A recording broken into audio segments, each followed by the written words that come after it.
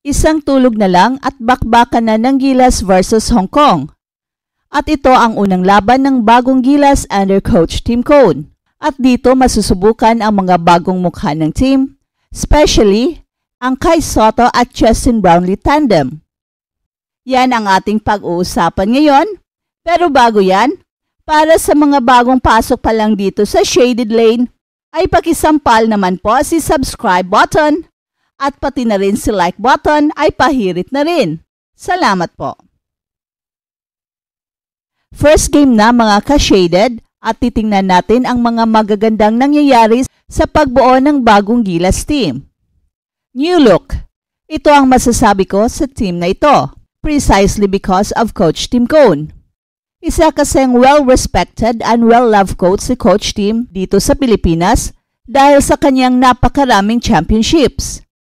You can't argue success, ika nga.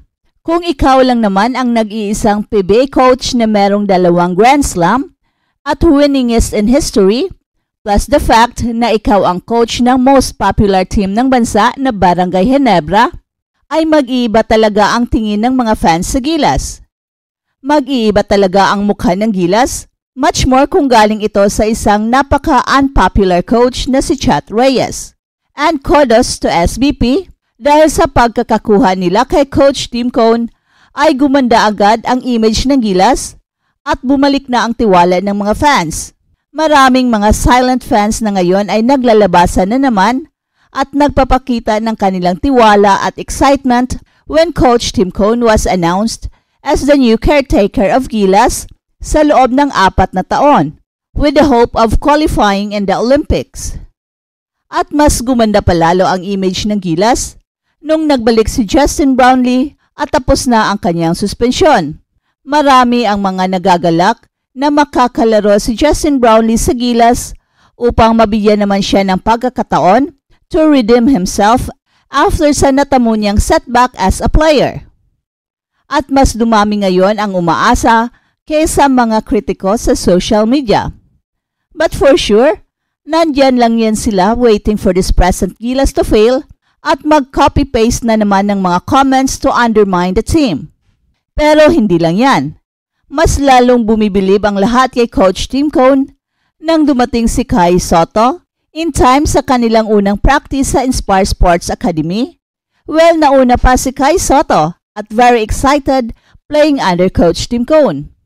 At mas tahimik ngayon ang Gilas, walang masyadong distractions, dahil walang masyadong mga issues at walang kwentang mga kadramahan na ipinaabot sa media. In fact, walang napabalitang issues of money, kahit mga mamahaling players ang lahat ng nakuha ni Coach Tim Cone. So in other words, ay in just one click ay nagbago kaagad ang image ng Gilas, and thanks to Coach Tim Cone na siya na ngayon ang bagong mukha ng Gilas kasama sina Justin Brownlee and Kai Sotto. At ngayon pag-uusapan naman natin ay ang tandem ni Kai Sotto at Brownlee. How will they fare with each other? Well, sa palagay ko, ay ito ang perfect tandem na kailangan ng Gilas. Magkaroon si Coach Tim Cone ng inside and outside threat and their style of play compensate with each other.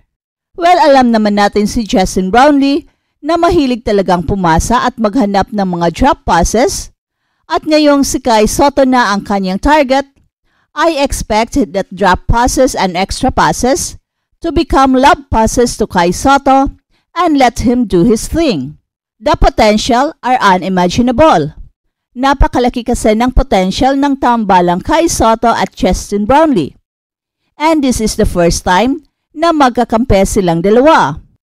Kai Sotto already played with the likes of Ange Kwame and Jordan Clarkson, pero ngayon pa lang makakatikim si Kai Sotto ng isang kakampi na katulad ni Justin Brownlee na isang pass-first naturalized player at he made all his teammates look good.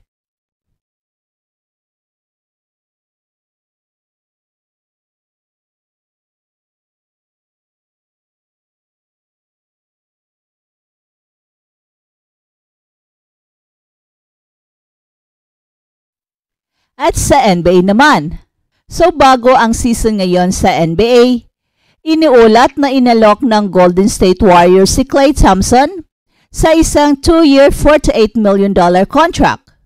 Well, ito ay isang malaking halaga. Pero kung titingnan natin, ito ay malayo sa 5 taong max contract na kanyang pinirmahan noong 2019 na magtatapos pagkatapos ngayong season. Pero sad to say na mula noon, hindi favorable ang mga nangyari sa kanya. Si Klay Thompson ay merong career low percentages from both the floor and from beyond the 3-point line. Ang coach ng Warriors na si Steve Kerr ay nagdala sa kanya off the bench para sa unang pagkakataon mula sa kanyang rookie season sa huling laro ng Golden State Warriors bago ang All-Star break. At sinabi pa ni owner Joe Lacob na Plan 1A para sa off-season ng Golden State Warriors is to get below the luxury tax line. At mahirap itong gawin kung babalik si Klay Thompson sa isang malaking kontrata. Lahat ng mga parties na sangkot ay mas gusto na si Thompson ay magretiro bilang isang Warrior at sinabi pa niya kay Logan Mordoch ng The Ringer na bukas siya sa isang mas mababang papel kung ito ay nangangahulugan na magstay lang siya para sa Golden State na posibleng kailangan gawin sa kanya dahil sa pag-angat ng laro ni Brandon Podziemski. Pero kung sasabihin na hindi kayang bayaran ng Warriors si Klay Thompson sa kanyang iniisip na halaga, well, ibang usapan na yan. At iniulat ni Mark Stein na may mga rumors tungkol dito. At isang kupunan na lumabas ang pangalan na maaring willing magbayad kay Klay Thompson sa kanyang tamang halaga ay ang Orlando Magic. Well, the fit is obvious para sa Orlando Magic. Ang Magic ay nasa ika-27 na pwesto sa 3-point attempts at ika-29 sa 3-point percentage. Ang kanilang ika-5 na pwesto sa depensa ay binubuo ng 4 na starters na sina Jalen Suggs, Franz Wagner, Paolo Banchero, at Wendell Carter Jr. kasama ang kanilang reserve na si Jonathan Isaac na kayang depensahan ang maraming posisyon. Kaya madali nilang maprotektahan si Thompson sa aspetong iyon ng court habang patuloy na nagdi-decline ang kanyang laro. At 8 sa mga players ng Magic ay merong hindi bababa sa 750 minutes ngayong season. At silang lahat ay 26 years old and below. At wala ni isa sa kanila ang nakapaglaro sa playoff game. And of course, very clear na si Klay Thompson ay nakapaglaro na ng maraming playoff games. So talagang very obvious na bagay si Klay Thompson sa team at ang kanyang pagiging veterano ay magdadala ng kakaibang spirit sa koponan na binuo ng mga batang players.